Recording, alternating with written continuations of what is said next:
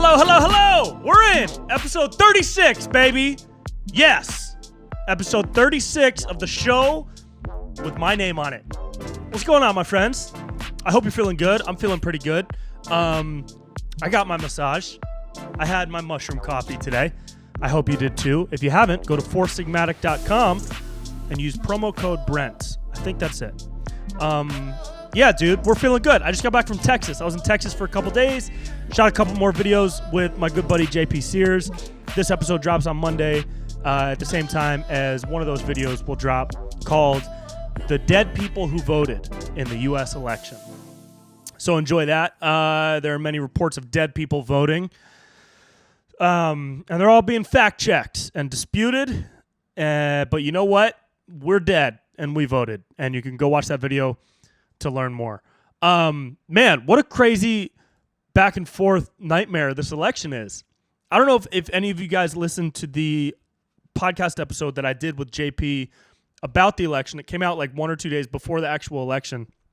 And we just went like really deep into all of our political thoughts on what's happening. And we both gave our predictions on what could happen and what would happen. And we both predicted that Trump would win. Just, you know, like as if it was a Vegas bet. Like if I was betting a couple weeks ago, I would have put money on Trump. Just based on the fact that usually the incumbent president wins, like almost always, right? There's only been like 1 or 2 in recent memory that haven't won. But just that fact alone would make me bet on him. Anyways, we were both wrong, apparently. I guess they're still counting and doing all the litigation and the lawsuits or whatever. And it's like people are complaining about that. And they're like, listen to Trump. Everybody's complaining that Trump's like being loud and he's being whiny and not presidential and not cordial throughout the whole process. And it's like, yeah, dude, that's why he got elected, is because he's not presidential or cordial at all. So, of course, debating something, he's not going to be presidential about it. The guy's never been presidential. That's who he is. That's why so many people love him. And so it still baffles me that so many people don't get that so many people don't understand that that's what is such a huge draw for all of his supporters. Anyways, I don't know what's going to happen. It would be crazy if they did all this litigation and found out that Trump got the electoral votes and then he actually does get put back into office. That would be wild. That would probably be the worst thing from like a American community standpoint. I don't know how to word this, but it just that, like, if anything would lead people to fight more and would lead to anger and violence, it would be Trump, like this whole thing flipping and Trump getting into office. Because the media has been projecting Biden. Everybody's projecting Biden and saying shut up and celebrating. And if that gets flipped, there's going to be a lot of people mad. But if they prove that maybe there was fraud, it's not enough to flip the numbers.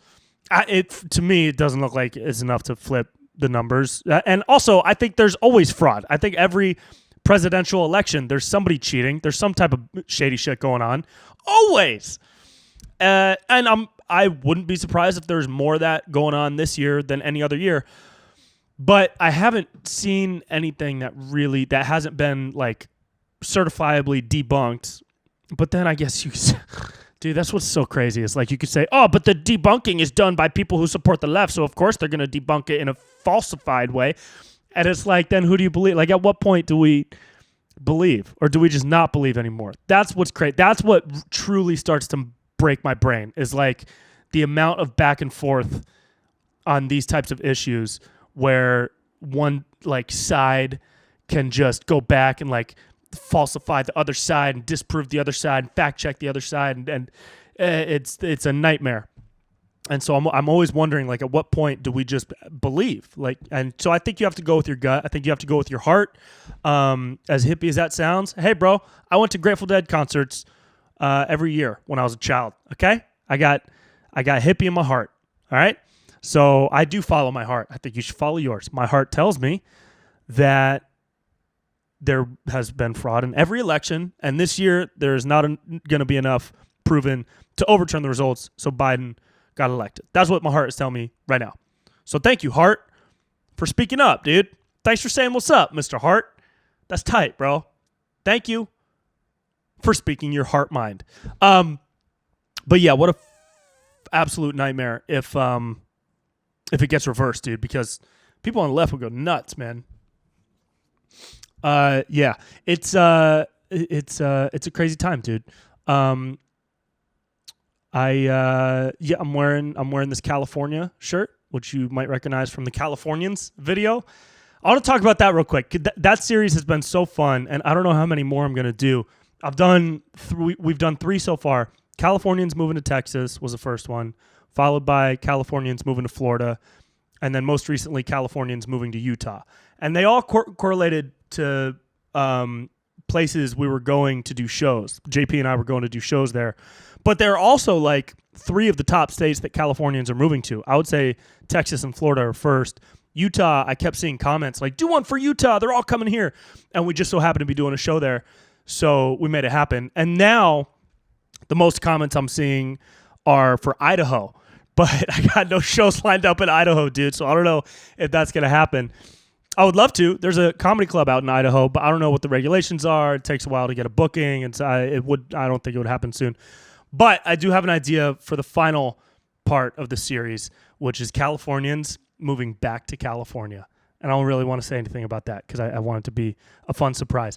But that whole series has been really fun because it's like the character that I'm playing in that series is the super exaggerated, stereotypical, like far left, brainwashed, quote, sheep guy, which I'm not. I'm sure people like that exist. I hope they don't exist. But that whole character is like the guy who has like normalized all the craziness of California right now. Because there's a lot of issues in California right now. There just are.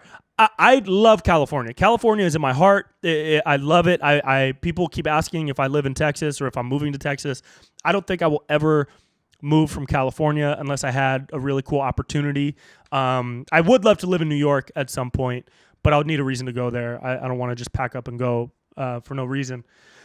I love California so much. I would never leave. But I also totally recognize the issues that the state is having. Like, it's insane. And that's why a lot of people are leaving. Because it's like we're paying such high taxes in California, and yet we still have just parks full of rampant homelessness and tents everywhere. And I don't understand this part of politics, but I would hope that the money that we're paying in taxes would go to programs to support people in those positions. I have no idea what that even means, but businesses are closing left and right. In my hometown of Davis, businesses have been closing year after year after year, and it's like, where's all our taxes going? And rent is high as shit, and rent control is like really hard to find. Police reform, we're in dire need of that. We have been since forever. I love cops. I have friends that are cops, but I would hope that everybody would agree with some type of reform to the police department. That's a whole other episode where I would want to talk to somebody that actually knows their shit instead of just pulling out, police reform ideas out of my ass. But it's like all the issues of California are legit. They're happening. You're allowed to recognize that and still you're allowed. That's the thing, dude, is whenever you call stuff out about your own state or you call stuff out about your country, you get called like unpatriotic or, fucking communist, racist, pedophile. Dude, you get called whatever name. I watched Snowden recently, the movie about Edward Snowden. It's based on his whole story. Starring it's not Jake Gyllenhaal, dude. Who's in? Hey Jamie, pull up the actor that played Edward Snowden in the movie Snowden. Joseph Gordon-Levitt. That guy's dope. He killed it. Yeah, so I watched that movie, and there's a line in that movie spoken by one of the characters where he says, you don't have to agree with your politicians to be a patriot. And, like, that's, like, so true, dude. You don't have to. You could call people out for doing dumb shit. You could call out Gavin Newsom for having a dinner with more than 3 households present when he just put out regulations saying don't eat with more than 3 households. So, like, I want to love Gavin. He's done good shit. He has. Nobody is governor for multiple years and doesn't do some good things, because then they would not be governor anymore. All right? Nobody even gets elected without being a good person and wanting to do good for their area. Trump had some good in him that a lot of people saw and put him in office. The fucking governor in Florida that took away the mask mandate and people got pissed at him. Gavin, who all these people in power, I have to believe that they have all the best intentions. I got to believe it until I'm proven wrong. All right? But I also think it's perfectly fine to call out their bullshit and hypocrisy and ridiculousness, to keep them honest and to speak your mind and not just follow every single thing and agree with every single thing that a politician says. Don't go against every single thing that a politician says and just be negative and find reasons to hate them. But when a reason presents itself to speak out on, like fucking Gavin Newsom, dude, he went to the French Laundry, this like Michelin-rated, super fancy swank ass place in Napa Valley, right? Thomas Keller is the executive chef there, or the founder, or whatever. I watched his whole cooking masterclass. All right, my uncle says they got great cookies at French Laundry, and my uncle is one of the best chefs in the world. So French Laundry, legit. Okay, but Gavin, dude, you just put out large party regulations saying you should not eat with more than 3 different households. And then you go and eat with more than 3 different households. I don't care if you're outside. I don't care if you're socially distanced. I don't care if you're wearing hazmat suits, dude. It's optics right now. Everybody is hanging on every fucking word that you say because you're leading a state with tens of millions of people, many of whom are terrified about this virus, and many of whom just want to live again and eat with their families. And so if you go and you have dinner with more than 3 households, you're an idiot. You're dumb, dude. You got hair gel seeping into your brain, bro? What's going on? You can't do that, man. And in this article I read, like, they got asked if they followed all the other protocols that he wrote, they wouldn't respond to questions. And so that's, again, that even furthers the like disappointment, bro, because it's like, dude, if you're following the rules, just say, yeah, we followed all the rules. But not giving a comment, you're fuck off, dude. Fuck off, bro. Follow your own regulations, dude. It's already ridiculous that you're saying don't play flutes and wind instruments if you're at a large gathering for dinner. Bro, I'm going to play a flute. If I want to play a flute, dude, I'm playing a flute. Ain't nobody going to stop me from my flute playing ways, dude. I will play a flute right now. If you give me a flute right fucking now, I will play that motherfucker like Pinocchio, dude. Did he play a flute? Somebody in Pinocchio played a flute. Who played the flute? Was it the fucking cat? Who played the flute in Pinocchio? Leading them down the road, dude. You remember that shit? When they're going to Treasure Island? Right, it was somebody. Didn't somebody play a flute in Pinocchio, dude? Somebody did. Some shit like that. Some Disney movie. Somebody was playing a flute and they were following. Ooh! I will Pinocchio flute my way through Thanksgiving if I want to, bro. That's all. I want to love Gavin. I do, man. I do. I know he's done good things. He had some really great policy proposals to help homelessness and build new housing. And it hasn't gone through in like years, and it's been like tied up in whatever it's called, policy or whatever. And I don't understand all those politics. I'm trying. I'm working on it for my future gubernatorial run. But it hasn't gone through the policy. I don't understand it. But bro, there's a ton of issues in California. Gavin's done some good stuff this year. I have not liked most of what he's done regarding COVID. because he's doing, and the other dude, Cuomo, is doing some of the same stuff. Bro, Cuomo put in, he put in a curfew. He put in a curfew of 10 p.m., a 10 p.m. curfew. And other people around the world have put in curfews in other countries. And it's like, so 10 p.m. Okay, we got to go home at 10 p.m. because at 10:01, that's when the COVID wakes up. That's when the COVID monster comes inside. That's when, at 10 p.m., that's when all the COVID-infected people run around naked in the street, licking street signs and coughing on people's butts. That's what happens at 10:01 p.m., so make sure you're home by 10. Where's the science, dude? Where's the scientific evidence that 10 p.m. needs to be your curfew? It's not science. I looked at all the articles. There's no CDC study saying 10 p.m. curfew will help COVID. You don't want people to be out around each other for as long? Hey, man, with all the info out right now, let people live, dude, with all the information. And again, Cuomo, good dude, done a lot of good for New York, okay? I'm sure a lot of people have issues with him. I don't know his whole background of what he's done over the years, all right? Seems like a nice dude. He's Italian. I would eat dinner with him, okay? Probably be a fun guy to hang out with and drink some Chianti, all right? But specifically on the curfew, I laughed my ass off, dude, because it's like, what science? It's Cuomo science, bro. It's Cuomo science, baby. Ha! Newsom and Cuomo. Scientists. Ha ha! That's governor science, baby. Ha! Dude, there's no science there. Let people live, dude. This is not a zombie virus that kills you within 3 days. That's just an opinion, man. It's just an opinion. I wear a mask at the store because there's no issue. I got no issue with that. If I went jogging the other day, anytime I saw somebody a couple feet away wearing a mask, I'd go around them to respect their, I don't know if they live with an old person. I don't know if they themselves have pre-existing conditions. But I physically cannot breathe in a mask when I'm running, when I'm working out. It gets all wet and then it gets stuck in my mouth. And then the fibers start itching in my nose. I start sneezing. And then I just look like a contagious leper.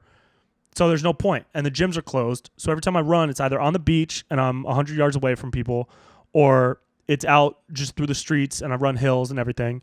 And if I see somebody coming that's wearing a mask, I don't know.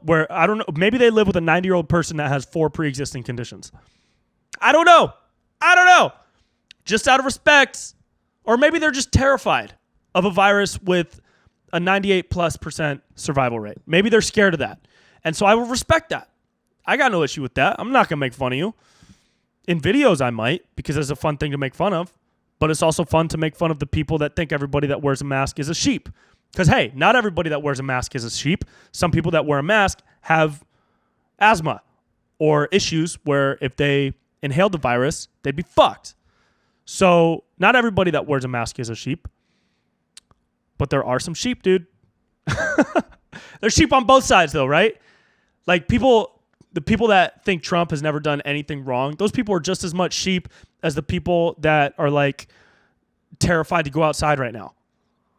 Like the people that are dude, somebody posted on Facebook the other day. They were like, "Hey, I'm still staying really safe, but I'm seeing so many people walking around without a mask.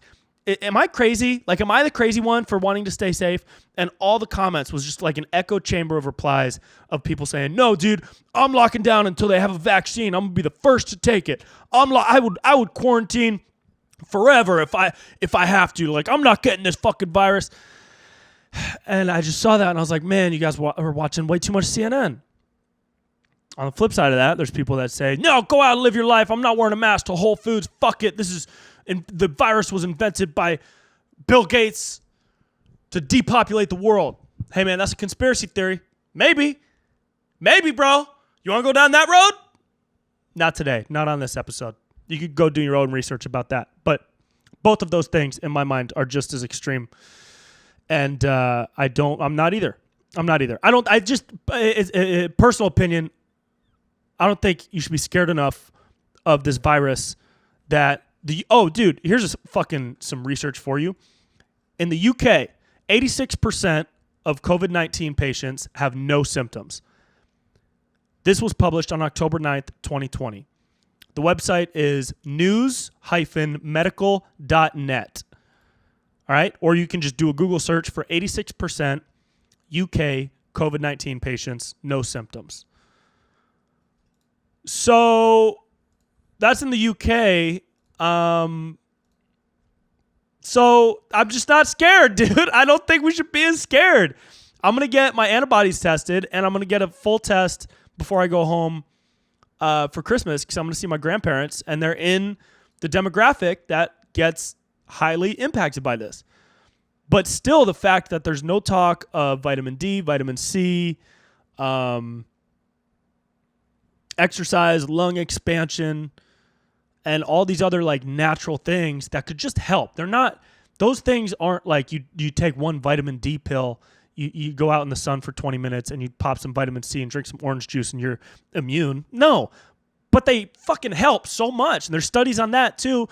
No one talks about it. You don't hear Fauci talk about it. It's so frustrating, bro. It's so frustrating. And my buddy hit me up the other day and asked if I wanted to do a socially distant hang. And I was like, hey man, we can, but I would love to just like see you and be like friends in person. You know, I tested negative a week ago because I get tested every couple days after I get back from out of town, just for fun, just to see if I got it. I can't believe I haven't gotten the shit yet. Can't believe I haven't gotten the shit yet. Especially after going to Florida when they had no masks. And people in Florida don't just come up to you and say what's up. They come up to you, they say what's up, they spit in your eyes, and then they try to like have sex with you right there. And so I did. I had sex with 500 people after shows in Florida, and I can't believe I didn't get it.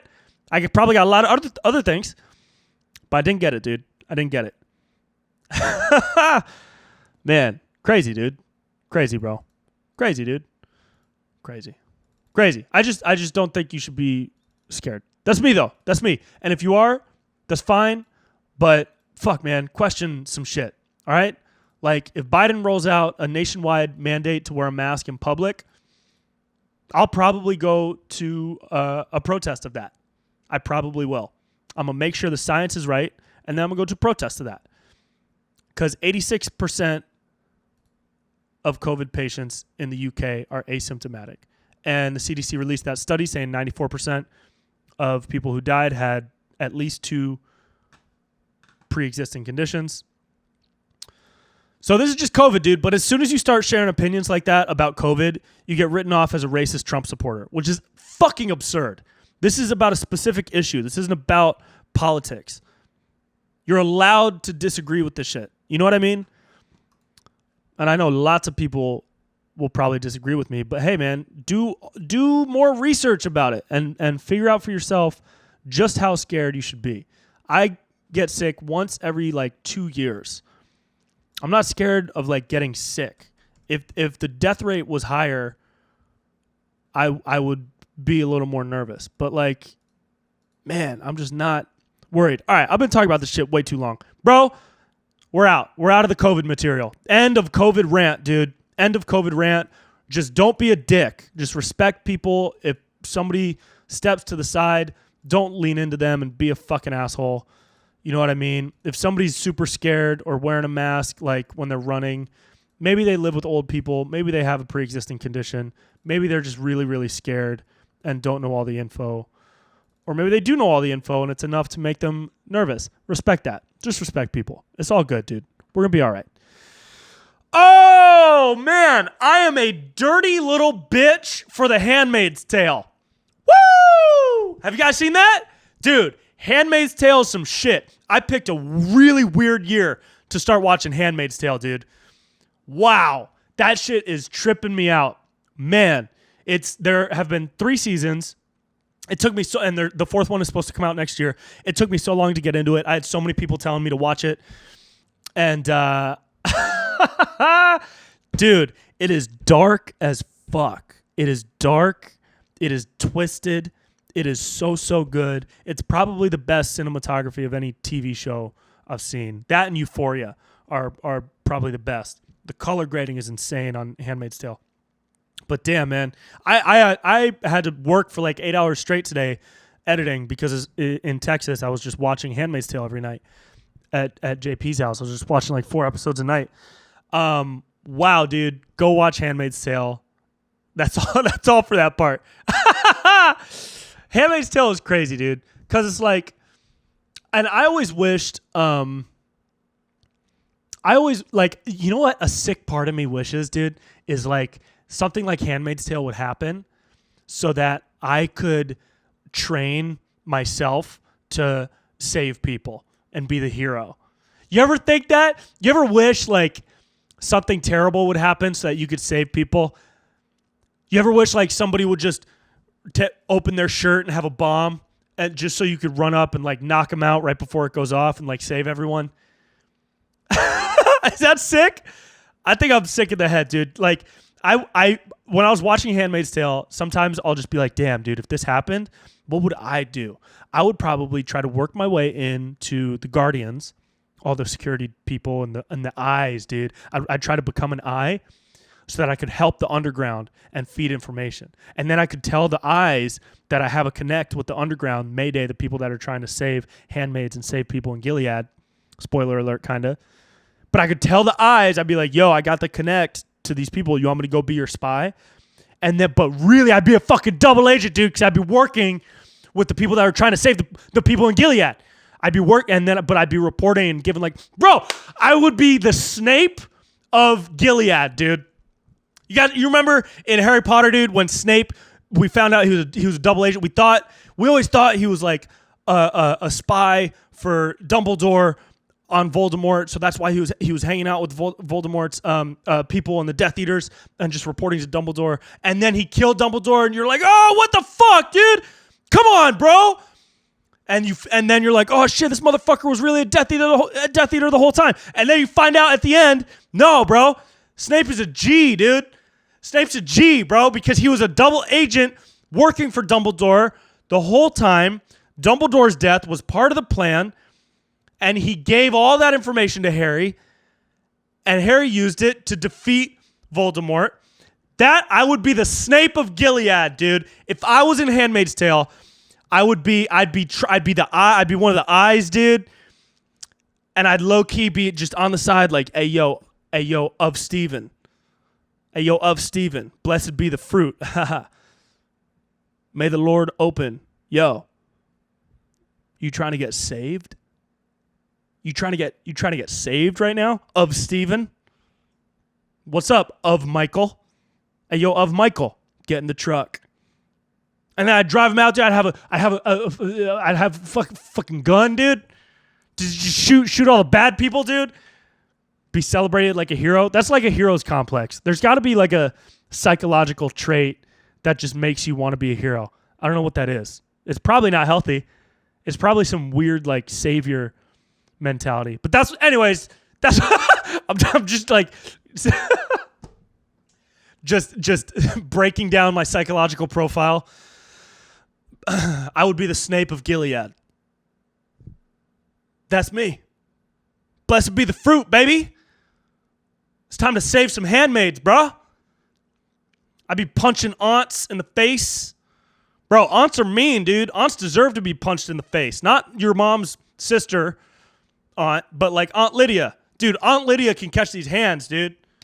I'm ready. Aunt Lydia can catch these fucking hands, dude.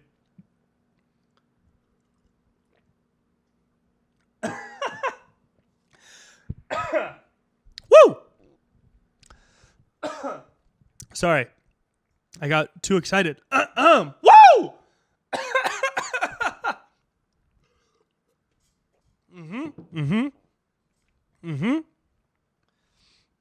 Dude, Aunt Lydia could catch these hands. I'd pull up on Frederick Waterford and be like, you ready for your ceremony, bitch? Take his cane, shove it up his ass, dude. Bro, there's some bitch-ass characters in Handmaid's Tale. Highly recommend it. May the Lord open, dude. That's what I would do if I was in Gilead, bro. But then, so I think I would try to be a savior in that type of situation. But I was at the Cheesecake Factory recently, and we were sitting at a table, and I saw this girl come up with her friend, and her friend was like breathing heavy, like, and the girl said to one of the busboys, who I don't even know if the busboy spoke English because he didn't even respond. She was like, my friend is choking. Can you help? Can you call someone? My friend is choking. And the friend was like, and immediately I thought in my head, I was like, this is my moment. This is my chance. But then another part of me was like, dude, you don't know how to save this person. What do you do? Punch her in the stomach? That was legit my thought. I was like, am I about to punch this girl in the stomach? But she was also like, like getting air in and out. And I've heard, I don't know if this is correct, but I've heard when you're getting air, when you can hear air coming in and out, that's a good sign because you're still getting air and you have more time, and it's likely that your body will just kind of help itself untangle the whatever's blocking your windpipe. So I didn't move. I didn't do anything. And I was watching this poor girl choke for like 10 seconds until she fixed it herself. She just like swallowed really hard. But in that 10 seconds I was watching, I was like, yo, am I about to see a death right now? And so I say that I would want to save people in Gilead. I say that I would want to save people if something like the Handmaid's Tale happened. And yet I'm unable to save a girl from almost choking to death on her Buffalo Blasts at Cheesecake Factory. So I don't know. I think I still have a lot of self-exploration to do. And I think we all do. Yeah, that's it, man. That's my story, bro. That's it, dude. That's it, man. Yeah, final thoughts. Final thoughts, dude. Gavin, Cuomo, fellas, get your shit together, man. You know, you got a lot of people hating you right now, and a lot of people have good reason. You got a lot of people loving you for good reason, too. But just give people more of a reason to love you, you know?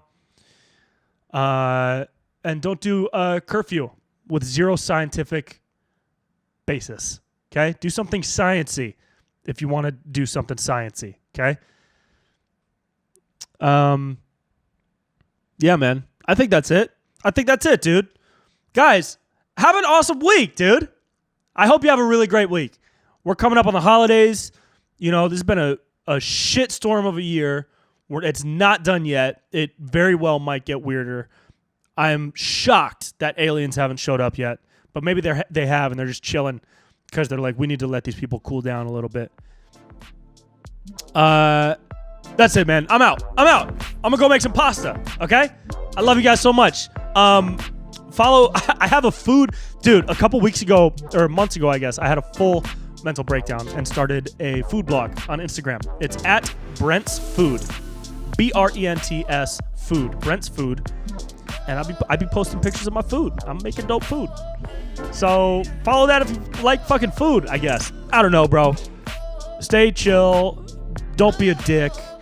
And I love you. I'll see you next time. Okay? Peace. I'll see ya.